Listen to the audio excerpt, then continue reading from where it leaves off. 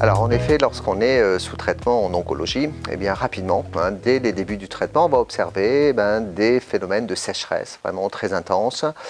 On va observer également des sensations de sécheresse importantes au niveau des mains, également au niveau des pieds. Et c'est pour cette raison qu'il va être important en prévention et pendant tout le long du traitement d'utiliser des émollients. Ça c'est fondamental, c'est impératif. Après chaque douche, chaque bain, c'est vraiment d'hydrater, de nourrir en profondeur. Et pour ce, il est important d'utiliser des produits de préférence très doux pour l'hygiène, mais aussi des émollients donc formulés sans parfum, sans conservateur. Et c'est pour cette raison que Xeracalm AD est tout à fait adapté justement chez tous les patients et patientes lorsqu'ils sont sous traitement en oncologie. En insistant au niveau des pieds et surtout sur la plante des pieds, en travaillant également au niveau du pourtour de l'ongle, ça c'est fondamental pour ramollir justement ces zones qui vont être beaucoup plus sèches pendant le traitement. On est sur de la cosmétique stérile, on est sur des ingrédients rigoureusement sélectionnés, on est toujours sur ce système de bouchon qui permet de maintenir en intégralité sa formulation et d'éviter tout risque de rétrocontamination lié justement à son flacon. Pour les épaississements très localisés sur des zones comme les mains ou les pieds, eh bien l'idéal c'est d'utiliser Akerat, Akerat 30, donc c'est un soin qu'on va pouvoir utiliser systématiquement après la toilette, en couche épaisse. L'idéal c'est vraiment de masser toutes ces zones qui ont tendance à être très sèches, à s'épaissir et de toujours travailler également au niveau du pourtour de l'ongle, que ce soit les mains ou les pieds. Il est important également, lorsqu'on est sous traitement en oncologie, de faire attention au soleil.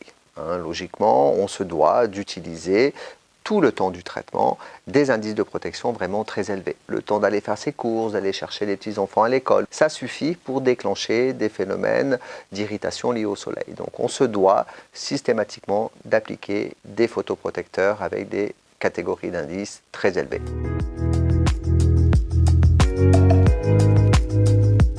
En ce qui concerne le visage, pour justement améliorer l'aspect cutané et éviter ces sécheresses vraiment très importantes, bien là toujours pareil, l'idéal c'est d'utiliser des soins avec un minimum de composants et c'est vrai que Tolérance Extrême répond parfaitement justement à ces phénomènes de peau très desséchée par les traitements en oncologie.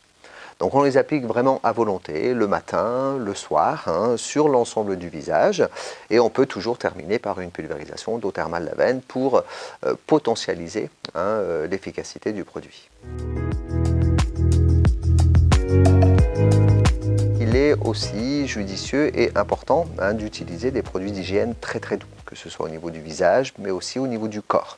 Alors justement, Tolérance Extrême, c'est vraiment un produit qui va permettre de nettoyer, de démaquiller avec une extrême douceur ces peaux irritées, desséchées par les traitements en oncologie.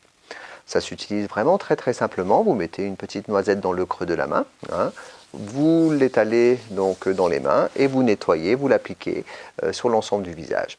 C'est un produit qui est préconisé sans rinçage, mais on peut tout à fait parfaire ce nettoyage et ce démaquillage avec une pulvérisation d'eau thermale Lavène. Pour les patients et patientes qui sont sous traitement en oncologie, eh bien, certains vont préférer utiliser des pains. Donc des pains dermatologiques, c'est le cas justement du pain pour peau intolérante, qui est un produit qui est formulé sans savon et qui respecte totalement l'intégrité cutanée. Donc il a une mousse abondante, on nettoie le visage ou le corps et on rince abondamment. Autre proposition, c'est d'utiliser l'huile lavante relipidante de la gamme Xeracalm AD. Donc là pareil, on est sur des produits qui sont très doux, qui vont nettoyer autant le visage que sur le corps. C'est bien sûr formulé sans savon et ce produit respectera totalement l'intégrité cutanée et la fragilité de la peau liée au traitement en oncologie.